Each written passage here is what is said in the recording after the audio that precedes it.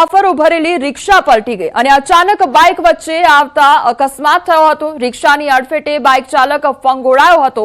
રિક્ષામાં સવાર 4 લોકોને ઈજા પહોંચી છે। અકસ્માતની ઘટના સીસીટીવી કેમેરામાં કેદ થઈ છે। તો રિક્ષા અને બાઇક ચાલક વચ્ચે અકસ્માત સર્જાયો હોવાની આ ઘટના સામે આવી છે। તો એકાએક બાઇક ચાલક જ્યારે રસ્તા પરથી જઈ રહ્યો હતો, એકાએક રિક્ષા ચાલક ત્યાં આગળ આવી પહોંચે છે અને બાઇક ચાલકને ટક્કર મારે છે, જેના કારણે રિક્ષા ચાલક રિક્ષા લઈને ફંગોળાઈ જાય છે અને જે પેસેન્જર સવાર હતા તેમને પણ નાની મોટી ઈજા પહોંચે છે। તો અકસ્માતોની વણઝાર હવે જોવા મળતી હોય તે પ્રકારની પરિસ્થિતિ જોવા મળી રહી છે। સુરતના ઓલપાડના એ દ્રશ્યો, ભરૂચ, સુરત, ડભોઈ તેમજ રાજકોટના એ દ્રશ્યો કે જ્યાં અકસ્માતની ઘટના સર્જાઈ છે।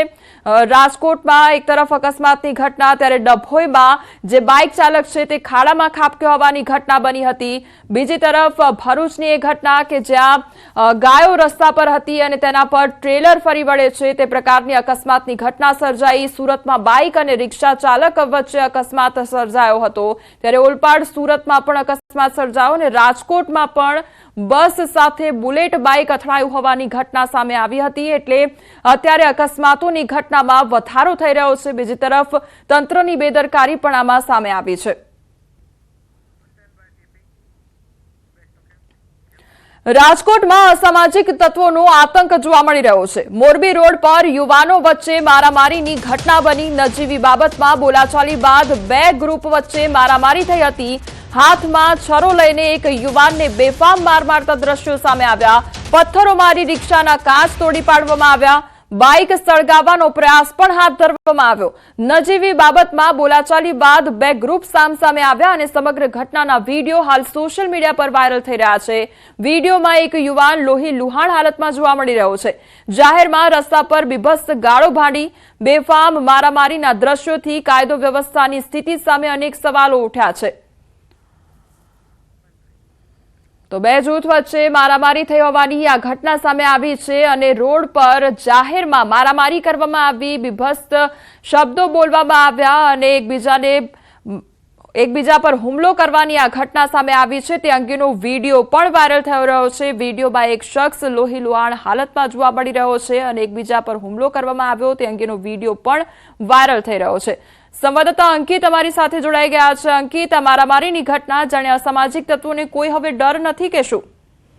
ચોક્કસ કોમલ, ખાસ કરીને જે પ્રમાણે એક બાદ એક આવારા તત્વો બેફામ બન્યા હોય ને તે પ્રકારના વિડીયો છે તે રીતે સામે આવી રહ્યા છે। તેને લઈને હવે કાયદો અને વ્યવસ્થાની પરિસ્થિતિ પણ રાજકોટમાં કચડી રહી હોય ને પોલીસનો જાણે કે ખોફ જ ઓસરી ગયો હોય તે પ્રકારની ઘટનાઓ સામે આવી રહી છે। ખાસ કરીને હાલ અત્યારે જે ઘટના સામે આવી રહી છે તે રાજકોટના મોરબી રોડ ઉપર યુવાનો વચ્ચે મારામારી થતી હોય અને સાથમાં એક યુવાન છે તે હાથમાં છરો લઈને અન્ય યુવાનને બેફામ માર મારતો હોય તે પ્રકારના દ્રશ્યો છે તે પણ હાલ અત્યારે સામે આવે છે। સાથોસાથ પથ્થરમારો કરીને રિક્ષાના કાચ તોડવામાં આવ્યા છે તેમજ બાઇક પણ સળગાવવાનો પ્રયત્ન કરવામાં આવ્યો હોવાની ઘટના છે તે સામે આવી છે। કયા કારણોસર આ બંને ગ્રુપ વચ્ચે મારામારી થઈ છે તે બાબતે હજુ ચોક્કસ કારણ સામે નથી આવ્યું, પરંતુ વાયરલ વિડીયોને પગલે ચોક્કસથી રાજકોટ શહેર પોલીસ દ્વારા હાલ તપાસ શરૂ કરવામાં આવી છે। જી અંકિત, સમગ્ર માહિતી બદલ આપનો આભાર।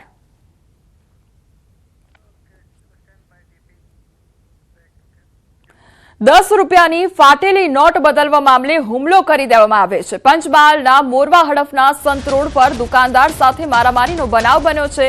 આ બનાવ સીસીટીવી કેમેરામાં કેદ થયો છે, જેમાં સોડા લેવા આવેલા ગ્રાહકે ₹10ની નોટ મામલે હુમલો કર્યાનો આરોપ છે। દુકાનમાં સોડા લેવા માટે આવેલા ગ્રાહકે ₹10ની ફાટેલી નોટ આપતા વેપારીએ બીજી નોટ આપવા કહ્યું હતું। તે બાદ ગ્રાહકે હુમલો કર્યો હતો। ગ્રાહકે સોડા પીને પૈસા નહીં આપી દુકાનદાર અને તેની માતા પર હુમલો કર્યો હતો। હુમલામાં ઈજાગ્રસ્ત વેપારીને ગોધરા સિવિલ ખસેડવામાં આવ્યો છે। આ સાથે હુમલો કરનાર સામે ફરિયાદ પણ કરવામાં આવી છે।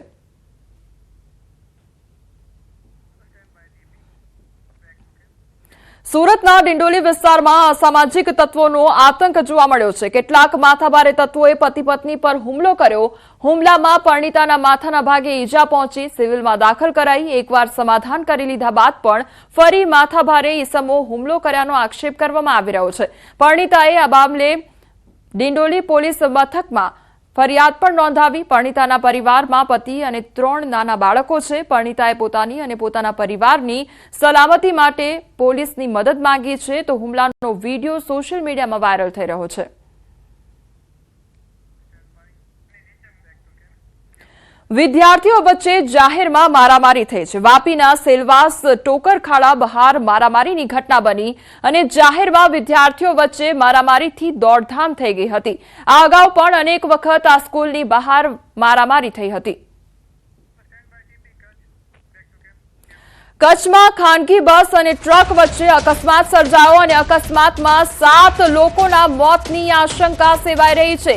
કેરા મુન્દ્રા રોડ પર આખો અકસ્માત સર્જાયો. ખાનગી બસમાં 40 લોકો સવાર હતા. બસમાં સવાર 40માંથી 7 લોકોના મોતની આશંકા વ્યક્ત કરવામાં આવી રહી છે. મોતનો આંક વધવાની શક્યતા સેવાઈ રહી છે. અકસ્માતમાં ઘાયલ થયેલા લોકોને હોસ્પિટલ ખસેડવામાં આવ્યા છે. તો અકસ્માત સર્જાયો છે જેમાં 7 લોકોના મોતની આશંકા વ્યક્ત કરવામાં આવી છે અને હજુ પણ આંકડો વધી શકે તે પ્રકારની શક્યતા છે. ખાનગી બસ અને ટ્રક વચ્ચે અકસ્માત સર્જાયો. અકસ્માતમાં 7 લોકોના મોતની આશંકા. તો કેરા મુન્દ્રા રોડ પર અકસ્માત સર્જાયો અને ખાનગી બસમાં 40 લોકો સવાર હતા. આ બસમાં સવાર 40માંથી 7 લોકોના મોતની આશંકા. તો મોતનો આંક વધવાની શક્યતા છે અને અકસ્માતમાં ઘાયલ થયેલા લોકોને હોસ્પિટલ ખસેડવામાં આવ્યા છે. તો ખાનગી બસ અને ટ્રક વચ્ચે અકસ્માત સર્જાયો હોવાની આ ઘટના સામે આવી છે. ગંભીર અકસ્માત સર્જાયો છે જેમાં 7 લોકોના મોતની આશંકા સેવાઈ રહી છે. બીજી તરફ જે આસપાસના લોકો છે તે ઘટના સ્થળે દોડી આવ્યા છે. એમ્બ્યુલન્સ પણ ઘટના સ્થળે દોડી આવી છે. પરંતુ હજુ પણ આ મોતનો આંકડો વધી શકે છે કારણ કે 7 લોકોના મોતની આશંકા સેવાઈ રહી છે. બીજી તરફ 40 લોકો આ બસમાં સવાર હતા અને ટ્રક અને બસ વચ્ચે ગંભીર અકસ્માત સર્જાયો છે જેના કારણે હજુ પણ મોતનો આંકડો વધી શકે છે. સ્થાનિક જે લોકો છે તે ઘટના સ્થળે દોડી આવ્યા છે. બીજી તરફ એમ્બ્યુલન્સની ટીમ પણ ઘટના સ્થળે દોડી આવી છે. મેહુલ સંવાદદાતા મારી સાથે જોડાઈ ગયા છે.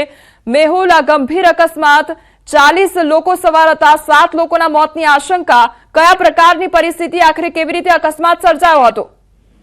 જે ચોક્કસની વાત કરી તો પશ્ચિમ કચ્છમાં ગમખ્વાર અકસ્માત સર્જાયો હતો. ખાનગી બસ અને ટ્રક વચ્ચે છે તે આ અકસ્માત સર્જાયો હતો, જેમાં કેરાના મુન્દ્રા રોડ પર સામસામે ટ્રક અને જે ખાનગી બસ છે તે આવી જતા આ સમગ્ર અકસ્માત છે તે સર્જાયો હતો. જેમાં બસમાં 40 લોકો જેટલા સવાર હતા.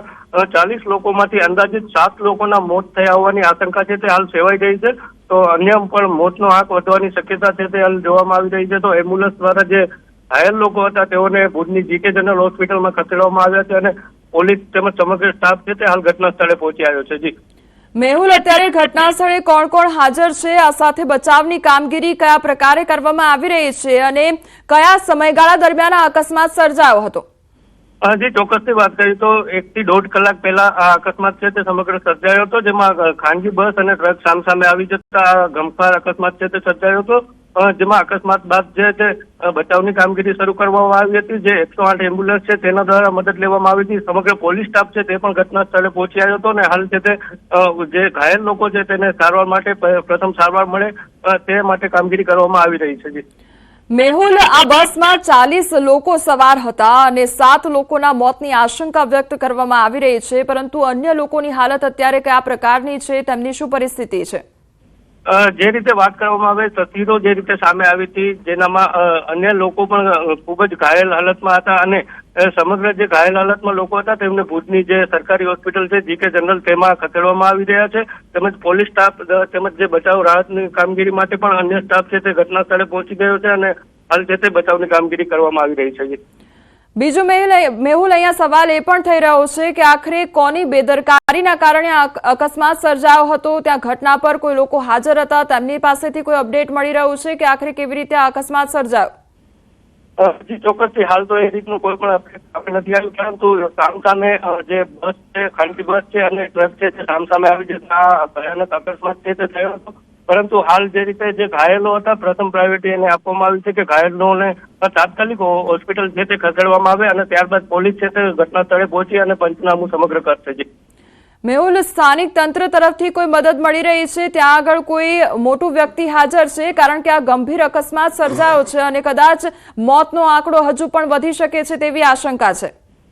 જે ચોક્કસથી વાત કરી તો જયારે સમગ્ર ઘટના બની હતી ત્યારે તાત્કાલિક છે તે એમ્બ્યુલન્સો ઘટના સ્થળ પર પહોંચી આવી હતી. પોલીસ સ્ટાફ પણ છે તે પણ ઘટના સ્થળે પહોંચી આવ્યો હતો અને સમગ્ર જે વ્યક્તિઓ ઘાયલ વ્યક્તિઓ હતા તેઓને છે તે ભુજની સરકારી હોસ્પિટલમાં ખસેડવામાં આવ્યા હતા અને પોલીસ સ્ટાફ પણ હાલ ઘટના સ્થળે છે અને પોતાની કામગીરી છે તે કરી રહ્યો છે.